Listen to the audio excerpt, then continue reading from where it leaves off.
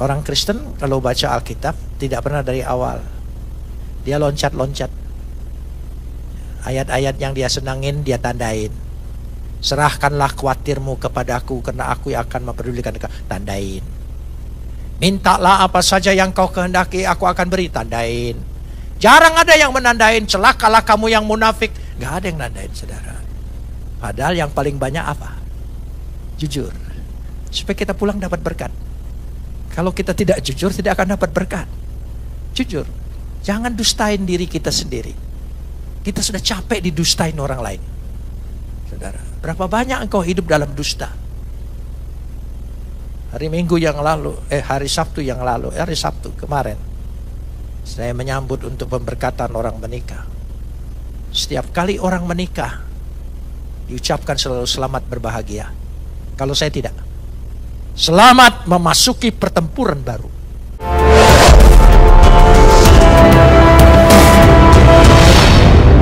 Mari kita berdoa. Beshem ha'ab wehaben weruah hakodes Elohe Echad. Dalam nama Bapa, Putra dan Roh Kudus, Tuhan yang Esa. Bapa di sorga, Tuhan kami Halik langit dan bumi, Bapa kekekalan, Tuhan yang menciptakan langit, bumi, laut beserta isinya, serta tidak pernah meninggalkan perbuatan tangannya. Tuhan yang disembah oleh Abraham, Ishak dan Yakub. Tuhan itu juga yang kami sembah. Kami kenal melalui anak-Mu Yesus Kristus, junjungan ilahi kami yang agung.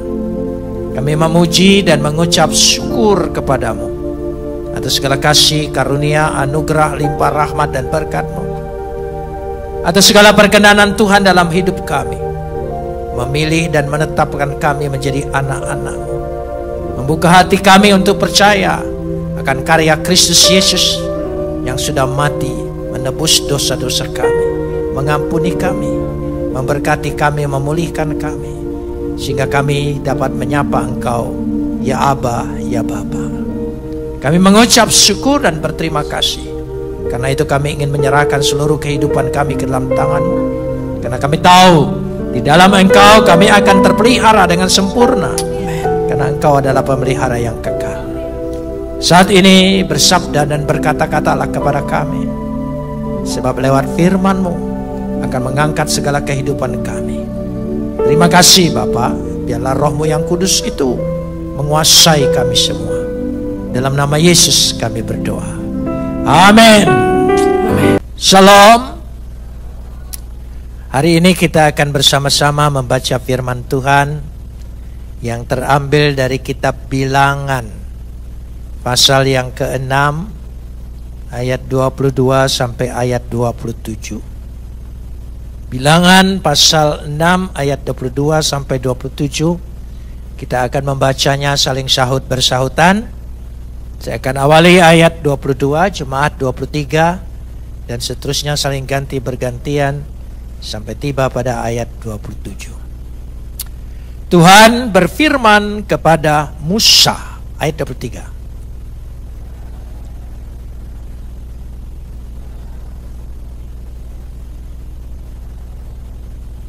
Tuhan memberkati engkau dan melindungi engkau.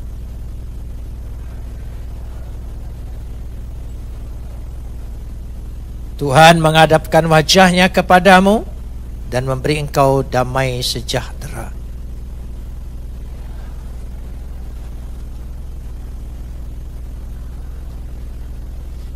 Kapot leha Adonai Elohenu kapot leha.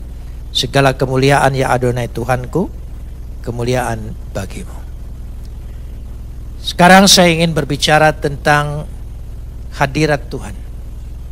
Pada ibadah kedua kita sudah berbicara bagaimana kita bisa melihat sisi depan Tuhan, wajah Tuhan. Dan itu menggambarkan hadirat Tuhan. Posisi kita sudah pindah dari belakang Tuhan kepada hadapan Tuhan. Jadi kita harus hidup dalam hadirat Tuhan. Kita tidak hidup lagi dalam masa lalu. Karena masa lalu itu siapapun suka tidak suka, seringkali menghantui kehidupan kita.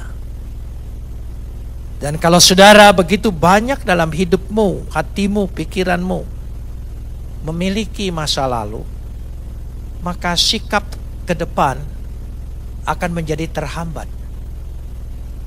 Tapi jika kita memiliki di dalam hidup kita ini masa depan, apa yang Tuhan janjikan, apa yang Tuhan buat, maka langkah dan sikap kita akan melangkah dengan pasti. Karena itu mari kita pikirkan, berapa banyak masa lalumu yang kau miliki, dan berapa banyak masa depanmu yang kau miliki.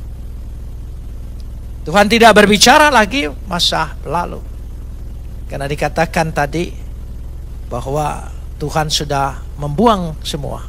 Di belakang Tuhan segala kesalahan dan dosa-dosa kita lewat Yesus. Kita harus berani melangkah ke depan, karena di depan ada janji Tuhan, ada harapan Tuhan. Karenanya kita harus hidup di depan Tuhan. Karena setiap kali berkat Tuhan, Tuhan menyinari engkau dengan wajahnya. Dia tidak menyembunyikan wajahnya. Dia menatap kita, dia memandang kita, karena kita adalah biji matanya. Biji mata tidak pernah dilihat di belakang kan, tetapi lihat di depan. Dikatakan pada ayat yang ke-26 lebih tegas lagi, Tuhan menghadapkan wajahnya kepadamu. Ketika Tuhan menghadapkan wajah, wajah itu memberikan isyarat bahwa orang mengasihi, mencintai, dan menyukai. Wajahnya terlihat. Wajah menggambarkan keadaan hati, keinginan hati, sehingga auranya juga terlihat. Meskipun seringkali kita menyembunyikan wajah ketidaksenangan kita dengan wajah palsu atau wajah yang munafik, tapi sesungguhnya auranya tidak bisa kita sembunyikan. Tetapi Tuhan telah menunjukkan bahwa wajahnya kepada kita berarti Tuhan menunjukkan maksud kehendak hati, karena wajah sebagai refleksi daripada keadaan hati. Jika kita merasa tidak nyaman, perhatikan anak kecil. Ketika ada tamu datang ke rumah dan dia merasa tidak nyaman dengan tamu itu, anak kecil akan menyembunyikan wajahnya di belakang ibunya, atau di balik pintu, di balik hordeng, bisa saja. Ya, makanya dikatakan orang tua, jangan malu-malu, ini. Tapi dia merasa itu orang asing. Berarti kalau kalimat seperti ini, Tuhan menghadapkan wajahnya, kita tidak asing. Kita anak-anaknya, kita miliknya. Tidak asing lagi. Dia mau memberkati kita, menghadapkan wajahnya kepada kita. Sehingga dengan demikian, bahwa Tuhan telah mengarahkan wajahnya untuk menunjukkan sebuah sikap yang terbaik bagi kita. Itulah keadaan yang sebenarnya yang Tuhan inginkan di dalam kehidupan kita.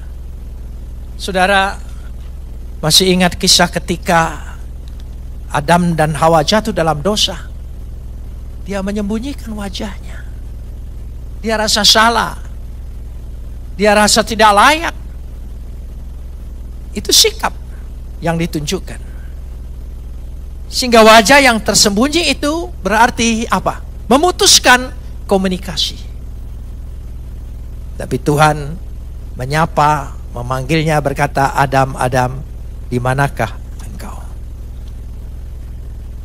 Dikatakan di situ, kitab Mazmur paling banyak mencatat tentang wajah Tuhan. Dirindukan, Tuhan jangan sembunyikan wajahmu.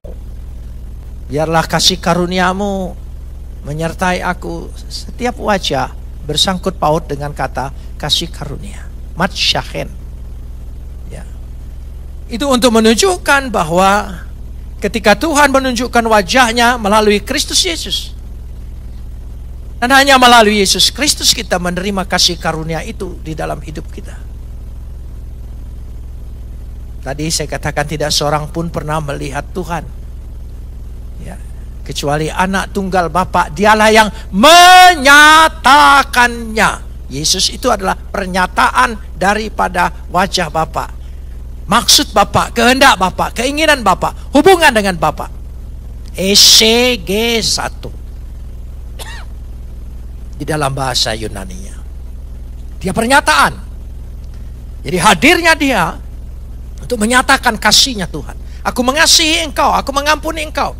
Dan dia tidak hanya sekadar itu, dia menunjukkan karyanya, mati buat saya dan saudara. Dahsyat, luar biasa. Jadi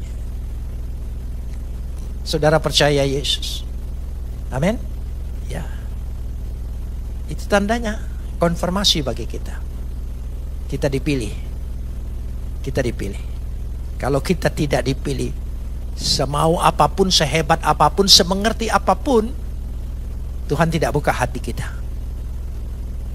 Jadi kalau kita masih percaya, datang, beribadah, memuji dia, memuja dia, menyembah dia, itu tandanya kita dipilih. Patut kita syukuri. Saya masih ingat ketika saya diperiksa di Kopkamtib waktu itu, penahanan saya di Kopkamtib. Dan mereka bertanya, apa sebab jadi Kristen? Apa sebab jadi Kristen? Saya menjadi Kristen, saya jawab, karena saya membaca Alkitab. Baca Alkitab. Baca Alkitab yang bagian mana? Yang mengubah hidup saya. Dari hidup yang lama menjadi hidup yang baru. Dari kepercayaan yang lama menjadi kepercayaan yang baru. Ketika saya membaca Injil Yohanes. Pada mulanya adalah firman. Firman itu bersama-sama dengan Tuhan. Dan firman itu adalah Tuhan. Apa saja yang ada dalam diri Tuhan, sama mulianya, sama agungnya, sama kekalnya, sama kudusnya. Sebab dalam dari diri Tuhan. Di dalam diri Tuhan ada dua sifat hakikat. Tuhan memiliki roh. Kenapa? Karena Tuhan hidup. Hidup kekal, dia memiliki roh. Roh tidak diciptakan oleh Tuhan. Roh itu sudah ada sejak Tuhan itu ada. Karena itu disebut dua sifat hakikat, sifat being. Harus ada, wajib ada, mustahil tidak ada. Tuhan sudah punya firman. Karena Tuhan punya akal pikiran. Lewat firman-Nya tercipta segala sesuatu terjadi. Firman tidak diciptakan Tuhan. Firman sudah ada. Kalau firman diciptakan Tuhan, dengan firman apa Tuhan menciptakan firman? Karena dia tidak punya firman. Jadi dia menciptakan segala sesuatu oleh firman. Firman itu menjadi manusia dan tinggal di antara kita. Dialah yang menyatakannya. Oh, ayat-ayat itu yang kau baca sehingga mengubah engkau menjadi Kristen. Iya, saya bilang. Mana ayatnya? Saya tunjukkan. Jaksa waktu itu yang salah satu memeriksa saya, masih dalam pemeriksaan, dia baca. Dia baca Yohanes 1 ayat 1. Setelah dia baca, dia tanya, saya tidak apa-apa. Ngomong itu yang benar katanya. Kata kamu gara-gara baca ayat ini berubah. Sekarang saya baca ini tidak berubah. Apa saya jawab? Beda Pak. Saya dipilih, Bapak tidak. Itu bedanya. Jadi jelek-jelek seperti kita ini tidak terlalu taat, tapi bisa percaya itu karena engkau dipilih. Katakan, saya dipilih. Itu kemurahan luar biasa. Kalau tidak dipilih tidak mungkin. Kita sudah capek berdoa. Kita sudah capek menunggu doa kita dikabulkan. Tapi Tuhan terus dorong kita untuk berserah, untuk percaya, berharap kepadanya. Itu letaknya. Jadi firman Tuhan masih berbicara dengan engkau. Pada waktu saya KKR dulu sekali di Medan, di Bandar Baru. Di daerah Bandar Baru di Medan itu daerah prostitusi. Waktu saya berkhotbah, selesai khotbah, seorang ibu datang kepada saya. Ya, Bapak jangan enak saja bilang bertobat. Bagaimana anak buah saya ini? Apakah Bapak mau mengawinin semua? Oh begitu, maksudnya anak buahnya pekerjaan dia. Rupanya ibu ini germo. Lalu saya katakan, ibu dengan khotbah saya tadi tersinggung. Bagus, berarti hati ibu masih dijamah oleh Roh Kudus. Selagi saudara mendengar firman Tuhan menyinggung hidupmu, menyinggung hatimu, itu berarti Roh Kudus masih bekerja di hatimu. Kalau sudah tidak tersinggung lagi, itu sudah kapalan, sudah tebal. Lalu ibu ini berkata, kalau begitu Pak Pendeta, singgunglah terus aku ini. Jangan cari firman tidak menyinggung hidupmu. Dia harus menyinggung, dia harus membersihkan. Dibersihkan itu berarti menyakitkan. Apalagi kalau sudah karatan. Tersinggung, itu jalan yang terbaik. Amin. Saudara masih tersinggung mendengar firman Tuhan? Bagus. Ya, itu tandanya Roh Kudus bekerja. Hatimu masih menjadi sasaran Roh Kudus. Katakan amin. Itu baiknya. Itulah wajah Tuhan. Sehingga wajahnya dikatakan di sini, dia terus bersama-sama bekerja.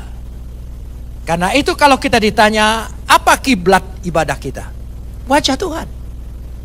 Di mana saja engkau melihat, memandang arah apa saja, asal ada wajah Tuhan, di situ Tuhan hadir. Bukankah 2-3 orang berkumpul karena namaku, aku akan hadir. Dia hadir di tengah kita. Kalau dia hadir di tengah kita, berarti kita akan melihat wajahnya. Sehingga dengan demikian kita akan memperoleh kasih karunia-Nya. Karena berkat wajahnya itu sungguh-sungguh. Dikatakan di sini, Tuhan memberkati engkau dan melindungi engkau. Amin. Tuhan menyinari engkau dengan wajahnya dan memberi engkau kasih karunia. Setiap wajahnya berhubungan dengan kata kasih karunia. Tuhan menghadapkan wajahnya kepadamu dan memberi engkau damai sejahtera. Orang Yahudi membaca demikian. Yifarehecha Adonai, V'yishmerecha, Yaer Adonai panau elecha, V'chunecha, Yisha Adonai panau elecha, V'yashe lecha shalom. Ada damai sejahtera. Suatu hal yang istimewa. Tidak ada berkat Tuhan yang lain menyatakan wajahnya, diserahkan pada kita, menyinari kita, hidup kita.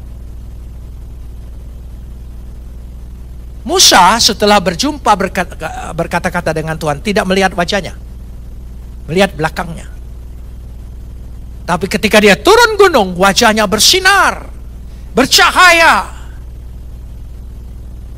Jadi orang yang berjumpa dengan Tuhan terlihat wajahnya. Saudara, ibadah ini berjumpa dengan wajah siapa? Tuhan. Amin. Pulang dari sini saudara membawa wajah Tuhan, sinar wajah Tuhan. Tapi kalau tidak bersinar, mungkin saudara ketemu dengan setan di kamar mandi. Itu masalahnya. Wajah Tuhan.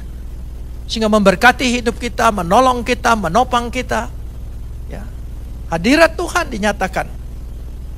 Sehingga wajah Tuhan itu menyinari kita. Ya, seperti permohonan, buatlah wajahmu bercahaya atas hamba-Mu ini. Selamatkanlah aku oleh kasih karunia-Mu. Di dalam Mazmur 31 ayat 7 itu berarti kerinduan orang dulu. Tapi kita sekarang bukan hanya kerinduan, tapi kenyataan bahwa Tuhan menolong kita. Saudara yang dikasihi Tuhan, coba kita ingat baik-baik. Berapa banyak kita menunjukkan wajah kepalsuan kita. Ketika saya waktu membaca Alkitab sebelum saya percaya, itu bukan ingin percaya. Saya ditugaskan untuk perbandingan agama, membaca Alkitab untuk mencari kelemahan-kelemahan, kesalahan-kesalahannya. Saya baca dari awal kitab Kejadian terus sampai Injil Yohanes membuka hati saya. Orang Kristen kalau baca Alkitab tidak pernah dari awal. Dia loncat-loncat. Ayat-ayat yang dia senangin dia tandain. Serahkanlah khawatirmu kepadaku karena aku yang akan mempedulikan engkau. Tandain. Mintalah apa saja yang kau kehendaki, aku akan beri. Tandain. Jarang ada yang menandain. Celakalah kamu yang munafik. Gak ada yang nandain, saudara. Padahal yang paling banyak apa? Jujur. Supaya kita pulang dapat berkat. Kalau kita tidak jujur, tidak akan dapat berkat. Jujur. Jangan dustain diri kita sendiri. Kita sudah capek didustain orang lain. Saudara, berapa banyak engkau hidup dalam dusta? Hari Sabtu kemarin, saya menyambut untuk pemberkatan orang menikah. Setiap kali orang menikah, diucapkan selalu selamat berbahagia. Kalau saya tidak, selamat memasuki pertempuran baru. Karena pernikahan seperti sebuah pertempuran. Tidak ada ujung pangkalnya. Dahsyat. Misteri. Saya bicara ini karena saya sudah 55 tahun menikah. 55 tahun. April yang tahun ini. 55 tahun. Tapi sampai hari ini, saya tidak pernah mengerti siapa itu istri saya. Karena wanita itu misteri. Kenapa tidak misteri? Saudara, waktu wanita diciptakan, Adam sedang apa? Tidur. Gak tahu apa-apa. Maka kita belajar terus, capek 55 tahun. Masih gak tahu siapa dia, saudara. Karena maunya tidak tahu. Itu misteri. Tapi misteri itu indah. Karena membuka pikiran kita untuk mengerti.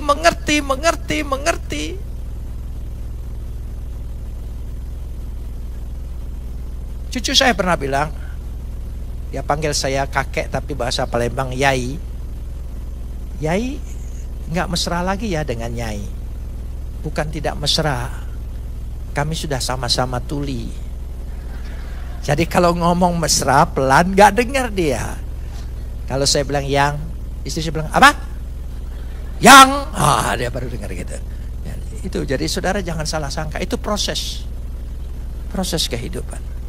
Dalam proses kehidupan itu kita tidak ada lain.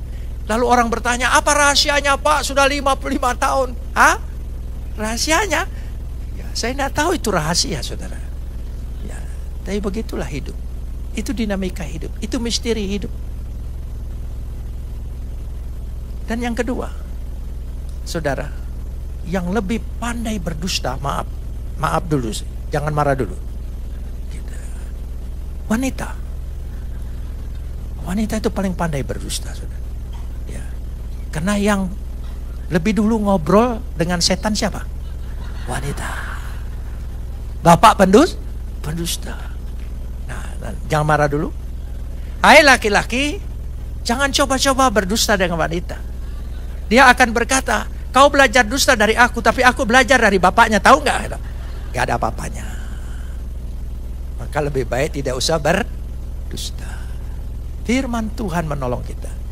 Jadi hidup dalam hadirat Tuhan bukan hal yang muluk-muluk. Hidup praktis saja. Saling mengerti. Terakhir saya ingin berbicara begini. Ada dokter hewan bertobat gara-gara membaca Injil Lukas, Yesus naik keledai. Bertobat dia. Nangis dia. Terus saya coba baca. Tidak ada apa-apanya Yesus naik keledai. Ya sudah. Memang firman Tuhan itu spesial. Dia berbicara dengan seseorang lain sekali. Tapi dokter hewan itu bertobat. Kenapa? Keledai yang belum pernah dinaiki orang, ketika baru dinaiki, dia akan melontarkan orang itu. Itu sifat keledai. Tapi ketika keledai yang belum pernah dinaiki itu, baca nanti Injil Lukas, ketika dinaiki oleh Yesus, dia tidak meronta. Karena dia tahu yang naik ini penciptanya. Kalau keledai sebodoh itu tahu penciptanya, sementara aku dokter hewan nggak tahu penciptaku, maka dia nangis, saudara. Firman Tuhan itu berbicara melalui kuasa Roh Kudus. Amin. Saudara ingin mendengar suara Tuhan? Baca Alkitab. Nggak usah berpikir Tuhan bicara. Hei, Yisibroni. Nah, saya belum kelas itu, belum. Saya tidak kelas sana, saya kelas bawah-bawah aja. Ya, sebab kalau ada suara-suara di telinga saya takut stadium 3 saya. Saudara. Jadi lebih baik Tuhan bicara, baca Alkitab, dan berdoa, Roh Kudus memberikan pengertian, membuka hati kita, membuka pikiran kita. Itu Tuhan sudah bicara dengan kita. Amin. Tidak perlu sampai suara gitu atau tidak perlu. Roh Kudus datang, tempatnya yang bergoyang. Zaman sekarang Roh Kudus datang, orangnya yang bergoyang. Saudara, artinya ini goyangkan tuh hatinya. Itulah firman Tuhan. Mari kita berdoa.